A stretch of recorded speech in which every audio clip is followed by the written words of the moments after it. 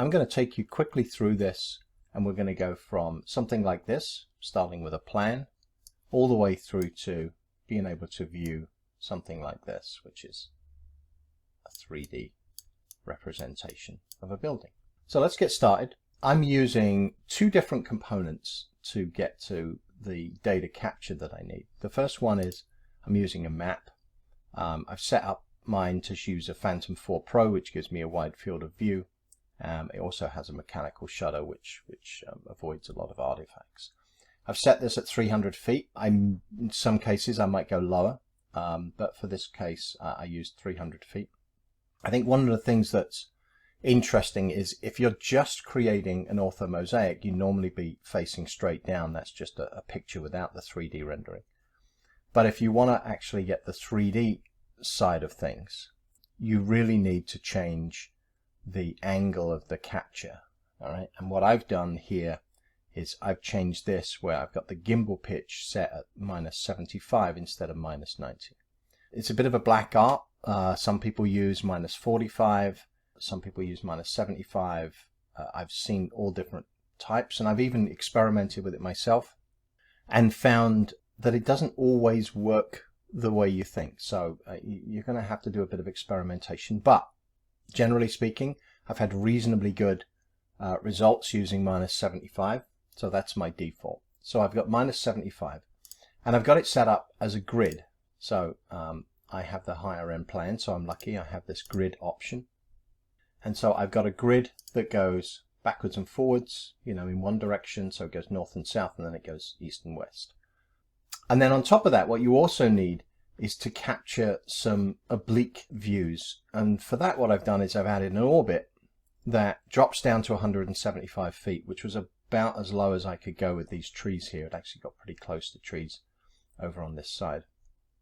So 175 feet orbit facing into the center, and that provides the oblique angles that go around the outside. So that's the setup. Nothing particularly fancy about the orbit. I just have it set to show photos or pick photos. Everything's photos.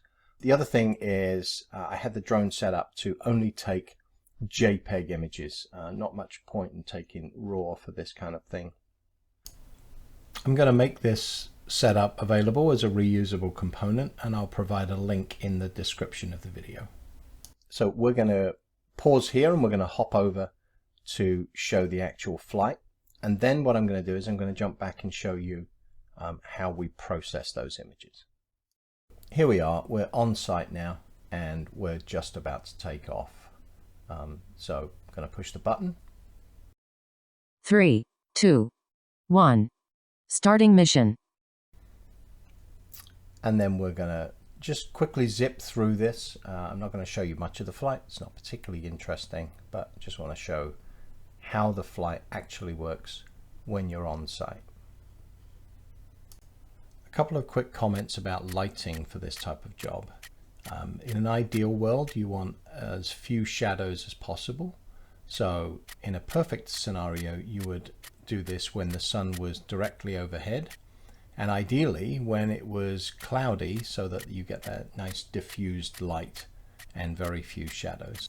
In my case, I took this while the sun was still fairly low, and so the shadows are longer than I would like, but I think you'll see that the results were still pretty good. So now that we've got our images captured, we're going to process them, and the software we're going to use for this tutorial is called WebODM. Why do I use WebODM? Several reasons. I like their business model. It's very open source, and their pricing is very reasonable, and they offer a lot of different ways to run the software. So if you're geeky and you know how to do it, you can set it up in a web server on your own machines, and that's free. You can use an installer and install it on either a PC or a Mac, and that costs $57 as a one-time fee. And the PC version of that has the advantage that it uses the system's GPU, so that helps with performance. You also have the option to go to this thing called WebODM Lightning, and I'll include a link for this down below. And if you use WebODM Lightning, it's literally processed online, and you just pay a small fee for the processing. So many different ways to do it, and as you can see here, it offers a lot of different options: orthomosaics, colored elevation models, textured 3D models, which is what we'll be doing, and colored point clouds. So with that, let's jump over and start processing these. So here we are in WebODM, and we're going to create a new project, and we'll give it a name. And then we're going to import the images. So I have these in my download folder, and I'm going to download all these images. And there's a few settings. I tend to leave things on auto because it just works. In this particular case, I did actually use the high resolution option, but generally I don't find a huge amount of difference, but it does improve things slightly. There's a lot of options. If you're not processing everything, you can turn various things off and on, but for the most part I just leave it as default, and I hit start processing. And when you start processing, it will upload the images into the database, and then once they're uploaded, it will start processing them. The processing itself, depending on your system and how many images you have, it can take quite a bit of time. So we're going to zip through this, but I will show you how it works. So you'll see it's processing these images now. If you are the sort of person who gets paranoid that things are not running, just be aware that you can open this up and click a box to show what the processing log basically. And if you do that, you'll see each of the steps as it processes them. This is a good way to just make sure that things are moving.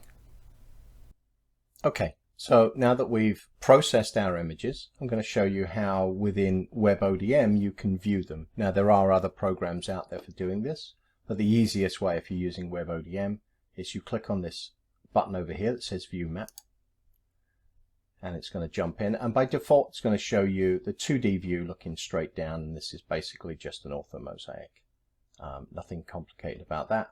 But down in this bottom corner here, you'll see a thing that says 3D, and we're going to click on that.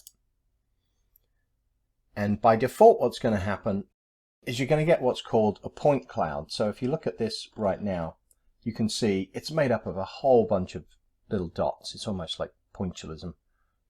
And you know, you can look around this, but obviously the quality is kind of strange. But what do we do to fix this? By the way, there is a bug in this program sometimes. If you don't see this, you end up with a black screen here. Go into the navigation section and click on this little full extent button here, and it should pop up. But if we want to get rid of this crazy dotted look, we go up to this thing called textured model, and we say show model. And this will take a little while to process, but we'll zip through to the end of that. But what you'll see is that it'll fill in the details and we'll have a much better representation. So at this point we've filled in the details, and now what you can see is you can move this around. Different buttons on your mouse do different things. So if you right click and drag, you can move it. If you left click and drag, it causes it to rotate. And you can use the scroll wheel, for example, to zoom in. So if I zoom into this, you can see, you can see this says Express Scripts, which is the name of the company that currently resides in this building here. So that's it. That's how you do it. I obviously covered this very quickly, but this is the easy way. Happy to have discussions on more advanced techniques. It's not perfect. You'll see things like over here, if I zoom in, you'll see we've got this crazy tree image represented on the building here, and that's because there's a tree directly in front of this, so the software wasn't quite sure how to handle that. But generally speaking, I think it came out pretty well. You can always add more photos or more angles, and that often improves things. But I have had situations where adding more photos actually caused the software to fail to process it. So it's not always the best thing. But generally speaking, this seems to have done a pretty good job for something that took only about 15 minutes to capture on site. I hope you found that useful. If you did, feel free to share and like and comment on it, and feel free to reach out if you've got questions about how this can be improved. See you soon.